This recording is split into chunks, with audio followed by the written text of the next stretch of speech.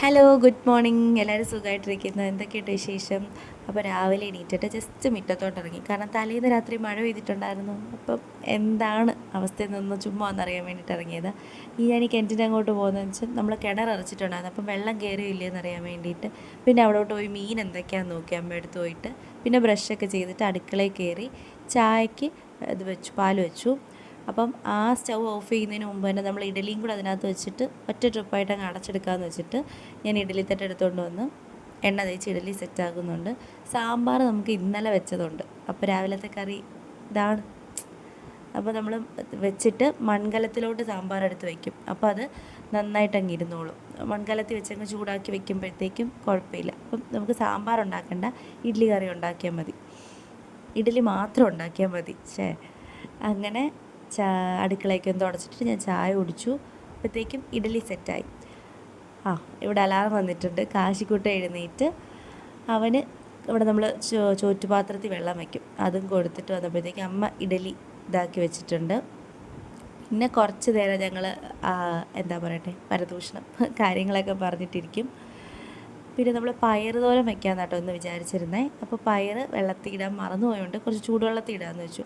പയറൊക്കെ ഇട്ട് വയ്ക്കുമ്പം നമ്മളെന്താ പറയണ്ടേ, ഈ വയണയിലില്ലേ അത് ഉണക്കിയിട്ട് വെച്ചാൽ നമ്മൾ ഈ ഉളുമ്പ് കയറുന്ന പ്രശ്നം, പയറിലും കടലയ്ക്കൊക്കെ കുറേ നാൾ വയ്ക്കുമ്പോൾ ഉളുമ്പ് കയറത്തില്ല, അതങ്ങ് മാറിക്കിട്ടും. അമ്മ ഇവിടെ മീൻ ഇച്ചിരി നൊന്തായിരുന്നു. അപ്പം കുറച്ച് നൊന്തത് പന്ന മീനുള്ളത് നമ്മൾ വറുക്കാൻ വേണ്ടിയിട്ട് എടുക്കുന്നു. അപ്പോൾ ഞാനതിന് മസാലയൊക്കെ പുരട്ടി വെച്ചു. എന്നിട്ട് റൂമൊക്കെ വന്നൊന്ന് ബെഡ്ഷീറ്റൊക്കെ ഒന്ന് വിരിച്ച് കിടന്നില്ലേ, അപ്പോൾ അതൊക്കെ ഒന്ന് വിരിച്ച് നേരെയാക്കി ഇട്ടിട്ട് ഞാൻ വീണ്ടും കാശിക്കൂട്ടൻ്റെ അടുത്തോട്ട് ചെന്നു കേട്ടോ. അവ എണീക്കാനുള്ള ഉദ്ദേശമൊന്നുമില്ല, വീണ്ടും കിടക്കുക. അപ്പോൾ ഞാൻ വിചാരിച്ചു കോവയ്ക്കയും കൂടെ അങ്ങ് അരിഞ്ഞങ്ങ് വെക്കാമെന്ന് വെച്ചു. അമ്മ അത് ഇതാക്കി തരുന്നുണ്ട്. 2x എത്ര സ്പീഡിന് അരിയുന്നതെന്ന് നോക്ക്. അങ്ങനെ അതൊക്കെ അരിഞ്ഞ് കഴിഞ്ഞിട്ട് അത് വീണ്ടും നമ്മൾ മീൻ വറുക്കുന്ന മസാലയൊക്കെ പുരട്ടിയില്ലേ, അതുപോലെ തന്നെ പുരട്ടി എടുത്ത് വെച്ചു. നമ്മൾ കാശിക്കുട്ടിനെ കാണിക്കാൻ വേണ്ടിയിട്ട് ഹോസ്പിറ്റലിൽ പോയെന്ന് പറഞ്ഞില്ലേ, കണ്ണാശുപത്രിയിൽ. അപ്പോൾ അതിന് മരുന്നൊഴിക്കണം, അലർജിയുടെ. അത് ഒഴിച്ചിട്ട് അവനെ പല്ല് തേക്കാൻ വേണ്ടി ഇറക്കി. കുറച്ച് അവനിട്ട് തേക്കും, ബാക്കി ഞാനങ്ങ് തേച്ച് സെറ്റാക്കി. പിന്നെ നമ്മൾ മീൻ വറുക്കാൻ വേണ്ടി എണ്ണ ഒഴിച്ച് കഴിഞ്ഞപ്പോഴാണ് കറിവേപ്പില പറിച്ചിട്ടില്ല എന്ന് ഞാൻ ഓർത്തത്. പിന്നെ പോയി കറിവേപ്പില പറിച്ചിട്ട് വന്നു. നമ്മുടെ വീട്ടുമുറ്റത്തൊരു കറിവേപ്പ്, അത് നിർബന്ധമല്ലേ.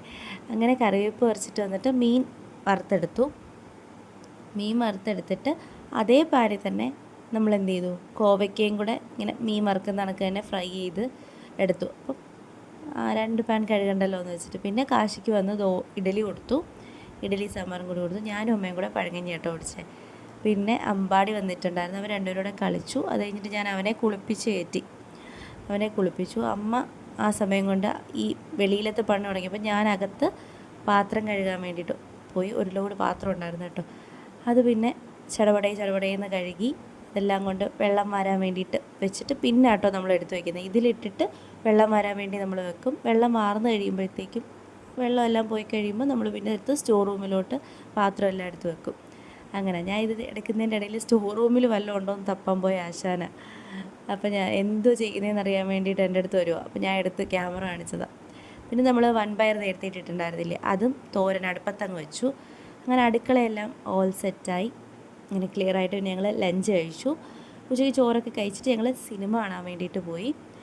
നല്ല ഫിലിമായിരുന്നു, തുടരും മൂവി ആയിട്ടോ കാണാൻ പോയത്. അതിൻ്റെ ലിങ്ക് ഞാൻ വേറെ ഇട്ടിട്ടുണ്ട്. അത് കഴിഞ്ഞിട്ടൊരു ഷോപ്പിംഗ് ഒക്കെ കഴിഞ്ഞിട്ട് ഞങ്ങൾ തിരിച്ച് വീട്ടിലോട്ട് പോയി. അപ്പോൾ വീഡിയോ ഇഷ്ടപ്പെട്ടാൽ ലൈക്ക്